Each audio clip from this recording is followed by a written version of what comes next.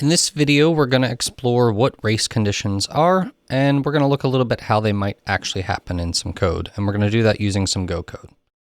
So I wanted to start this because I've had a couple people reach out depending on different courses they've taken, whether they're mine or somebody else's, different articles they've read, and then when they jump into Go, they're thinking about concurrency, and they want to write code that takes advantage of these Go routines and all these things that make it easy to write concurrent code in Go, but they experience things like a race condition or maybe even before they experience them, they hear the term and they don't really know what it is.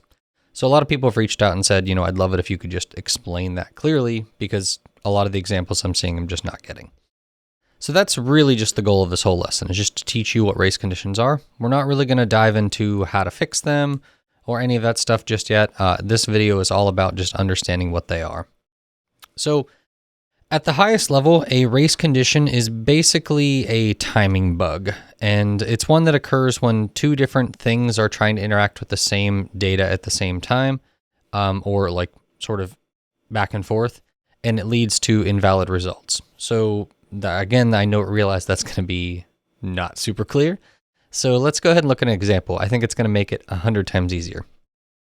So imagine you're trying to buy a phone. So this is you, and you want a phone. So the first thing you do is you walk into the phone store. So we'll say this is at like 12:30 p.m.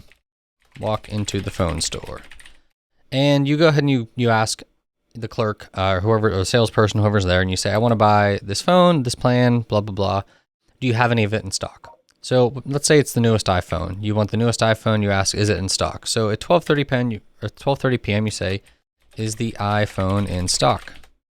At 12:31 p.m., maybe the salesperson finishes looking it up and he says, yes, it is. And he says something like, we have 2 in stock. Something like that. All right, so at this point, you continue doing whatever you're going to do. Maybe you're shopping, whatever. Maybe you're filling out your paperwork. Let's say a little bit later, maybe at 12:35 p.m., someone else walks in. They also ask, is the iPhone in stock? And they're talking to a different salesperson, so you can kind of think of this as like a separate Go routine. They're trying to find out, is there an iPhone in stock? Well, maybe at 12:36 p.m., that salesperson says, yes, it is. And they're looking at the same computer system as the first salesperson. So up here, we've got salesperson A. And he's saying, yes, it is. This right here can be, we're just going to name it Bob. Then we're going to say right down here, we've got Janet, and she wants to walk in and buy this iPhone. And we'll say salesperson B says, yes, it is. We have 2 in stock. All right. So at this point, nothing crazy is going on. Both people have walked in. They're trying to buy phones. And where this really becomes a race condition is later on when they go to update the system. So let's say that Bob decides to buy a phone, and like at something like 12:40 p.m., Bob buys a phone. And then say at like 12:41 p.m., salesperson A updates the computer to have 1 iPhone in stock. And he might do this because he's sitting there thinking, well, whenever I looked up this, this inventory 10 minutes ago, it was 2 in stock. So if Bob just bought 1, updating it to 1 makes the most sense. And in this case, we're assuming that the inventory computer or whatever we're using isn't automated. It's something that salespeople can just manually update when they need to. I realize that's not probably entirely realistic, but that's what's happening here. So then let's say a little bit later, let's say 12:45 p.m., Janet buys an iPhone. And I'm not sure why I'm using iPhones here, because I don't use an iPhone, but that's what we got here. And then at 12:46 p.m., salesperson B updates the computer. Except now we have to ask, what number do they put in? Well, if salesperson B is anything like salesperson A, they're going to think, well, about 10 minutes ago, I saw that there were 2 in stock. So let's say they update the computer to have 1 iPhone in stock. They type in 1. Maybe they didn't refresh the page or whatever it was. And they go ahead and change it to be 1 and hit save. So at this point, this is where we have the race condition. In reality, there are 0 iPhones left in stock because both of them were purchased by Bob and Janet. But because the second salesperson didn't refresh the data or didn't go ahead and check to see what the current inventory is, they don't actually have an updated number. Instead, they're using this stale number of 2, and then they're updating based on it. So a lot of times when race conditions happen, it's when you have 2 different go routines, and both of them read a value, and then both of them try to change it in some way without taking into account that somebody else might also be changing the data. And where this can become a real big issue is if you have like a bank account balance, and one go routine subtracts $10, and then another go routine is about to subtract $20, if the 2 don't realize that they're both interacting with the balance at the same time, you could end up with the wrong balance. Rather than subtracting 30 total, you might subtract something much less, either the 10 or the 20 individually, and one might overwrite the old data.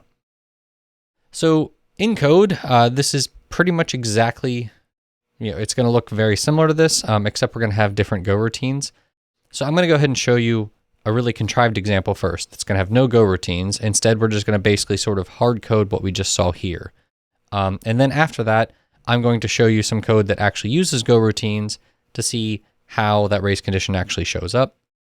You can get a feel for how race conditions can be very, very hard to detect in your code because your code can look accurate all the way up until it finally has that race condition pop up. So the contrived example, let's just go ahead and create a func main. Let's say that our balance is going to be 100, and let's say you visit the ATM and withdraw 60. So now we say your new balance is going to be balance minus 60 because you're withdrawing 60. Okay, let's say a little bit later, we're maybe at the exact same time, pretty similar in timing. It usually has to be really close in timing for computers and race conditions to actually occur because computers run so quickly. But if there is a really slow delay for processing stuff, it can necessarily be spread out a little bit more. So let's say your partner also checks out at grocery store. And they swipe their debit card, and it goes ahead and calculates something like partner new balance is going to be balance minus, let's say it was 44 was what their total was. So at this point, back at your end, your partner's, whatever computer system is there might have just grabbed his new balance. Instead, it's going to be this. And while this is happening on your end, the ATM decides to check your balance, or maybe it just decides to update the balance. So it does something like balance is equal to, or it could even do if your new balance is greater than 0, meaning that as long as you have enough money, it spits out the money, and then it does balance equals your new balance. So this is you. And then finally, back at the grocery store, your partners, the transaction they're doing, where they're not really transaction, but their interaction where they're trying to check out does something similar. The code that they're hitting does if partner new balance is greater than 0, then we do approve transaction, and then it does something like balance equals partner new balance. And then finally, when everything is said and done, we're going to go ahead and print out the balance so you can see what it ends up being at the very end of this code. So this is at the grocery store. And let's go ahead and run this. Let me go ahead and just bring this to the right size and make it a little bit bigger so it's easier for you to see. Okay, so go run main.go, and it'll say your balance is 56, which is clearly not correct. You withdrew 60 and your partner spent 44, so you should have a negative balance at this point, or one of these transactions should have been denied, but that's not what actually happened. So again, what is happening here is that this balance is being calculated, so they look up the current balance and calculate something with it, but then by the time it actually gets saved, something else has already changed that data. So this is where it's kind of a stretch to call this a race condition right now because there's no go routines or anything here, but this is like a very contrived example, sort of trying to explicitly say the timing of how the race condition might occur. So let's go ahead and look at, I'm going to call this func demo v1, and then I'm going to do a func main for another function. And I'm only doing V1 just so you can sort of, I'll call this contrived actually. I'm just keeping it there so that you can look at it if you want to. Okay, so a more realistic example might be one where we have, let's go back to that inventory management system actually. Let's do something like we have a type inventory, and it has stock, which is the number of things in stock. And then maybe it has some functions to query the stock. And then maybe it has a function to update the stock.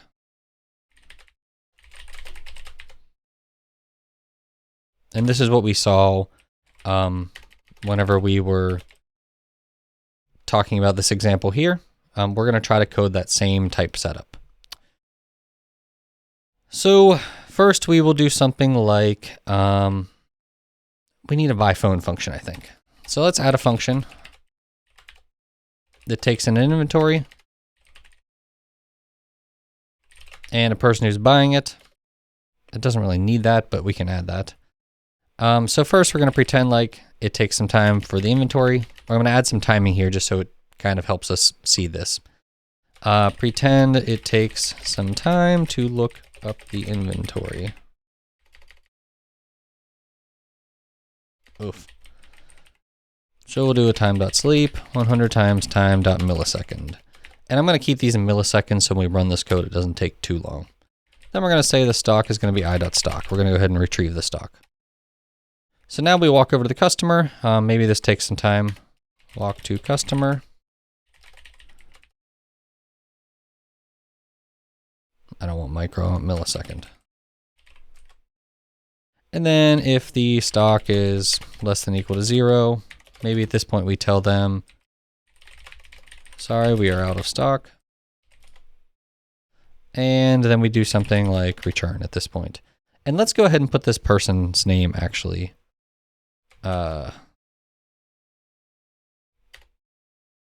So I should have done something different, but it's fine. Normally I wouldn't be doing print lines with like strings put in them. So I'm going to do printf. So I'm going to do, sorry, %s. We are out of stock. And then I'm going to do a new line at the end.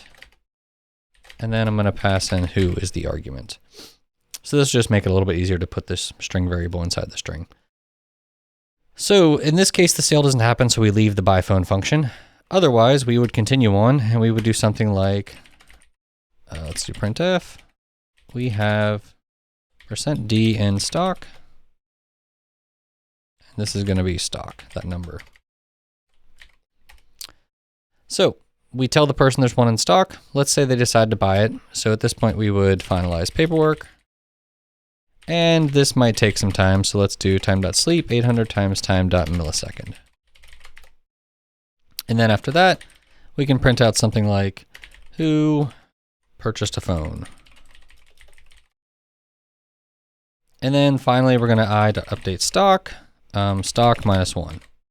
So this is kind of the process that we described here, where basically we walk over to a customer, we look up the inventory, we tell them if it's in stock, and then we finalize paperwork and update everything. So if we wanted to simulate this, we could go ahead and just create some code here that does this. I'm going to warn you that the code that I'm about to write, if you don't know or if you've never really used concurrency in Go, it might not be super clear. Hopefully the spirit of it's easy to understand. So first we're going to start with the inventory. I'm just going to go ahead and I can actually do var inventory if I wanted. So this is just a zeroed out inventory. And we'll start off with a stock of like 3, just so we can work from there. And then we want to run a couple different sales at the same time to sort of see what happens if we have multiple people trying to buy at the same time. So let's pretend we have like 7 customers. And we're going to create let's say the customers are going to be a string, a slice of strings. Let's say we have Bob, Alice, Janet, Susan, Roger, Joseph, and Larry. I'm just picking random names at this point. So we have the customers, and now the sync wait group is basically just a way for me to make sure that all of these goroutines actually finish. So if you've never used them before, that's what's going on here. I'll probably eventually release another video that talks about that. I've written about it a little bit on my mailing list too. So here we're going to do add len of customers. And this is basically saying that we're going to run however many customers there are, they're going to run that many goroutines. And then this wait group is going to wait for them all to finish. So we'll do for each person in the range of customers, we will go func by phone. We'll pass in the person, except we probably want to pass the person in here. All right, let's pass in person. Sorry, we're going to pass person in here, and we're going to call this who, just so the name's a little bit different. The reason we're doing this is that this person variable is going to be the same variable as we iterate through this loop. So if we were to just use it inside of here like a closure, it's not guaranteed that when this since this is a go routine, by the time it actually runs, this could be a bug where it is a different value than we expected. It's kind of a weird bug. I think I have written about it on my blog at calhoun.io, but for now, the big idea is that you just pass this in. So this right here gets called instantly when we initiate this go routine.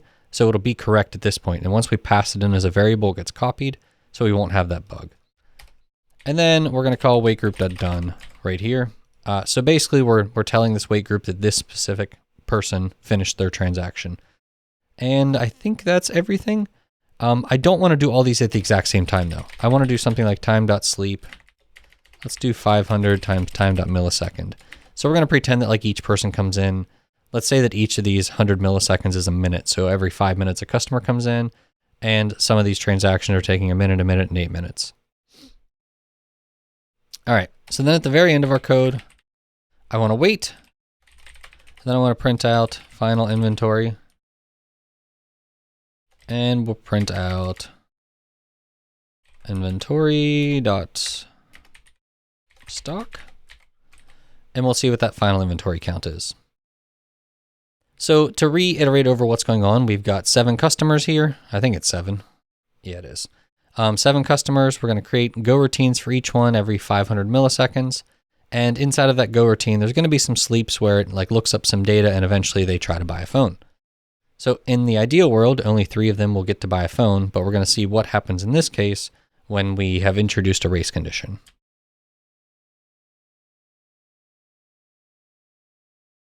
Oh, I need to change something. Let's do high S. We have X in stock, where S is going to be who. So that's why I originally passed in who when I had set up notes for this, is so you can see who each person is. And that's why we're using names. So if you read through all this, you'll see that Larry is really the only person that ever gets told that there are no phones in stock. And our final inventory weirdly does come out to 0, but if you're looking at all this, you'll notice that it looks like Bob, Alice, Janet, Susan, and I've spelled purchased wrong, and Roger all purchased phones. No, Joseph did too. So we sold 6 phones even though we only had 3 in our inventory. So this is the type of thing that I'm looking for the word purchased real quick. This is the type of situation that race conditions can cause. We can be selling things that we don't have, or we can just end up with faulty data, and that can be really bad. So again, this has been somewhat contrived. So let's go ahead and look at what I'm going to call this V1. And I'm going to update this real quick to be V1 because we're going to make the change. What is this one? Phone demo V1. All right, so we're going to make some changes here. Although realistically, yeah, I'm going to have to update the code here. So unfortunately, if you want to see the code, you have to look at the final version of the code and tweak it to come back to what I had here. So I want to show you what this race condition might look like in real code. And the first thing somebody might be doing here is they might be thinking, well, half the issue is that we've got this update stock function. If we were to change this to be like decrease stock by an amount, then we'd say i.stock is i.stock minus amount. You'd be thinking, well, this should fix it, shouldn't it? And then the hard part here is that we still need to set this inventory, but we can kind of hack that, I guess. Decrease stock, and we'll pass in -3 or something like that to start with. So this is going to subtract -3, which will end up making it be 3 to start with. And we can actually show that initial stock inventory.stock.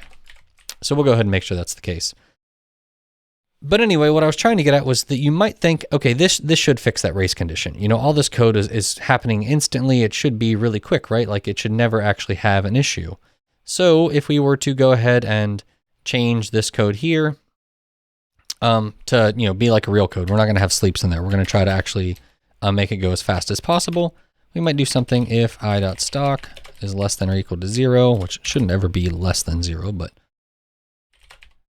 we can say, sorry, percent. What did I have here? Just going to copy this. There's no reason to rewrite this.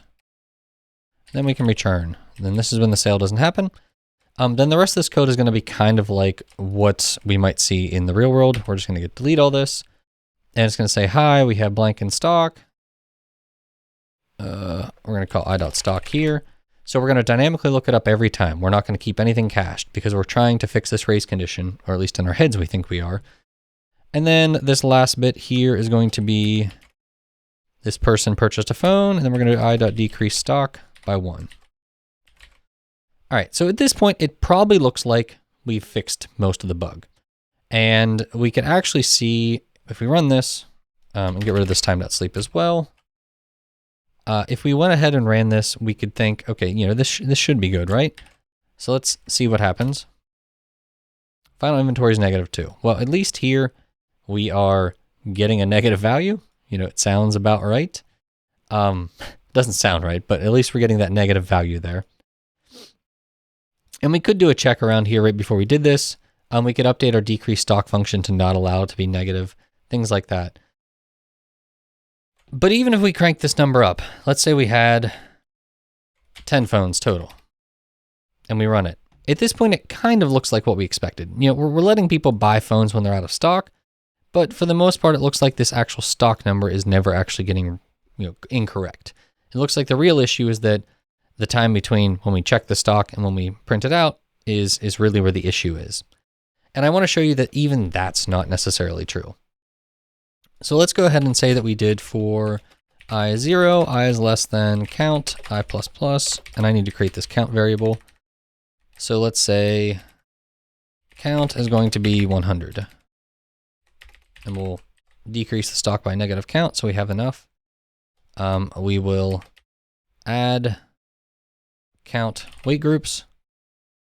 And then here we're going to do the same go function as we had before for the most part, except for the who string is going to be sprintf person %d, and that number is just going to be this count number that we have. So this is just going to pass in a string like person 0, person 1, person 2. So those are going to be the names we're using.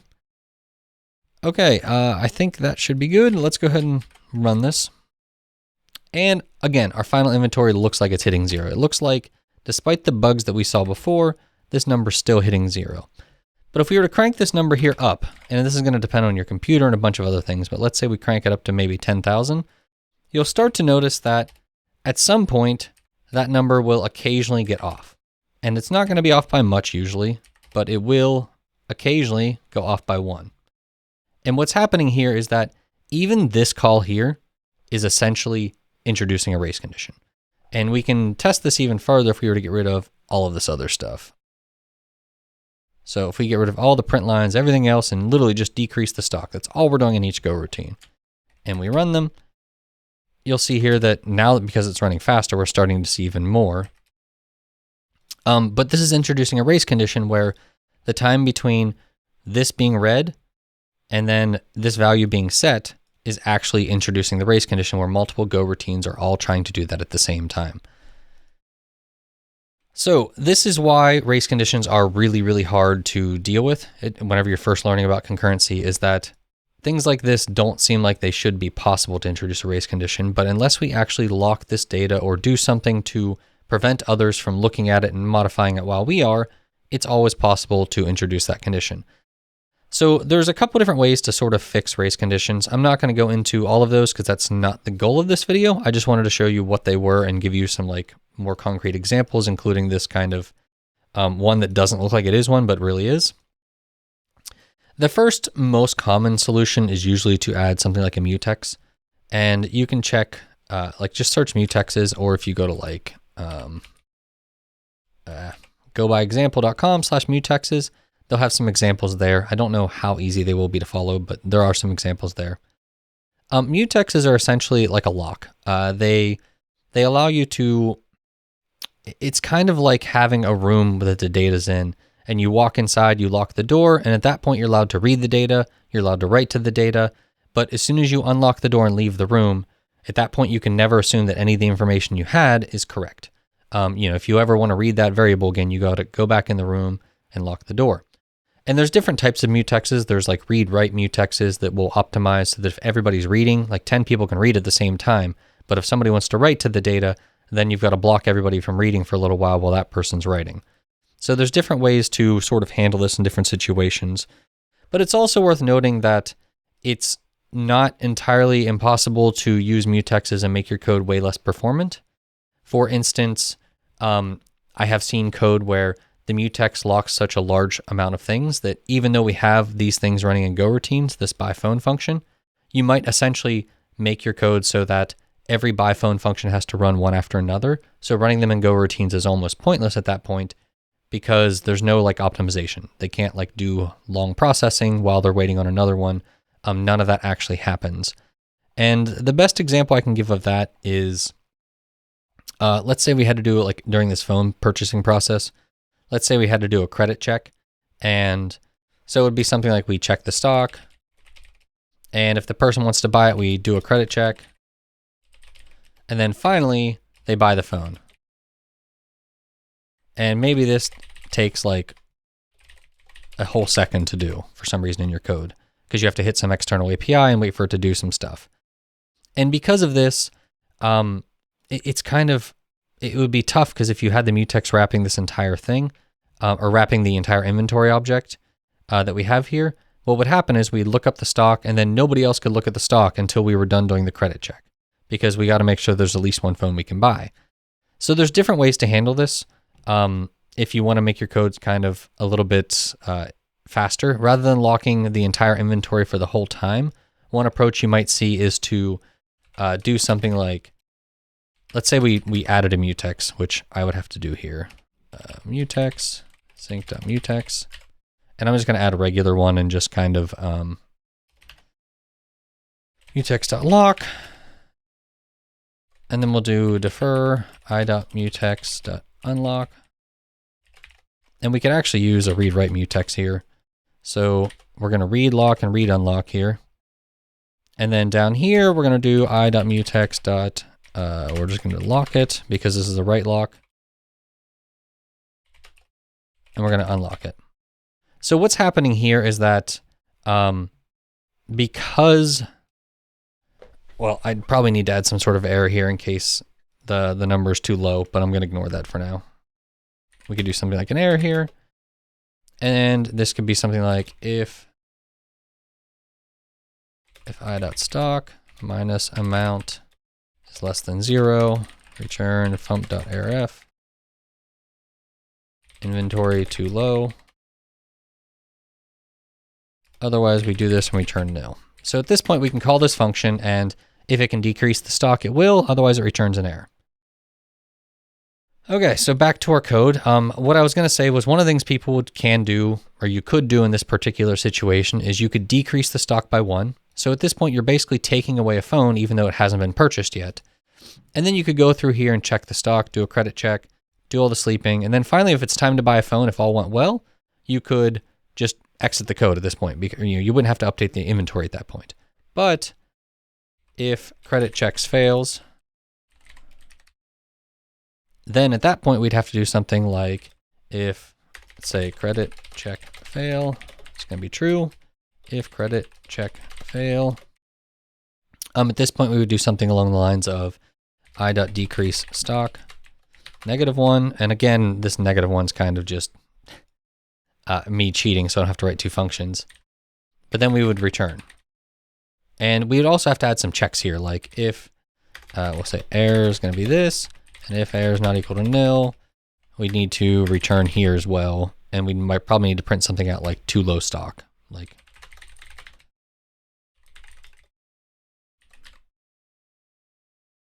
But what is happening here is that basically instead of locking for the entire transaction, what I'm saying is that you can lock or basically, say take some inventory out and claim that you're using it, do the credit check, and then roll it back. Now, the downside to this is if your code were to crash somewhere around here, your inventory system could get out of sync again. So another thing to keep in mind is that you need to make sure your code accounts for that type of stuff. So this is not an easy thing to fix is really what I'm trying to get at. This is not like just throw one thing in there and it works. No matter what approach you take, there's different trade-offs, and you kind of need to weigh those and decide what makes the most sense for your application. For instance, in this case, what might make sense is to check the inventory, to then do a credit check, and then finally to try to decrease the stock with the small chance that realistically at that point, there might not be enough stock. And you might have to tell the customer, I'm sorry, during that process, that's what happened. It's kind of like if you go to a website and it says that there's 3 of something in stock and you go to buy it, and then by the time you finish checking out, they're sold out. It's not a great experience, but it's one of the ways that you can kind of keep it smooth and not like, basically you aren't forced to save items for everybody who might not actually finish checking out. So in addition to the topics that I've covered here, I do want to mention some other things that are worth looking at least when you're looking to figure out how to handle race conditions. Because as I said, there's no magic bullet, but there are a lot of things out there that can help. One of them is transactions. These are things that they're kind of like mutexes, but basically for a database. Conceptually, they're just a way of sort of saying all of this SQL or database querying I want to do. I want this all to happen. Either all of it happens or none of it happens. And that can be super useful for all sorts of things like looking up a user's balance in the database and then subtracting some amount and then saving it all. You can actually do that all inside of a transaction for a database rather than needing to worry about like 2 people writing to the database at the same time. You can also use atomic transactions in Go, which there's the atomic package. And there's a bunch of things like add N64. I'm going to warn you now that I don't think most people should be using these. If you don't know what you're doing, they're easy to introduce bugs with and to not get right. So for the most part, maybe avoid those until you know what you're doing a little bit more, but they are there in the future. There's also other approaches I've seen taken, such as using channels. One of the things some people might do is they might have a Go routine set up whose entire job is to manage the stock. And in order to update the stock or anything, you actually have to send messages across the channel to that Go routine so it can alter the stock. And it's kind of like having a mutex, except it's kind of that Go routine's off running on its own. And because it's the only thing that alters this data, it's the only one that, you know that multiple things aren't going to write to it at the same time because that Go routine has to take a message, process it, and update the stock. I'm not going to show you an example of that here, but it is just another approach that I've seen, and it's kind of a neat way to use channels to sort of avoid race conditions. So I think that's everything here. I will try to post this code on GitHub. It's probably going to be under github.com/johncalhoun/learn. And then, well, maybe not under learn. It'll be under something along those lines. I need to figure out how I'm going to post it. Let's see. It's not even initialized right now, but I'll post it online and then I'll put a link in the comments or the description, and you can go there and check out this code if you want to.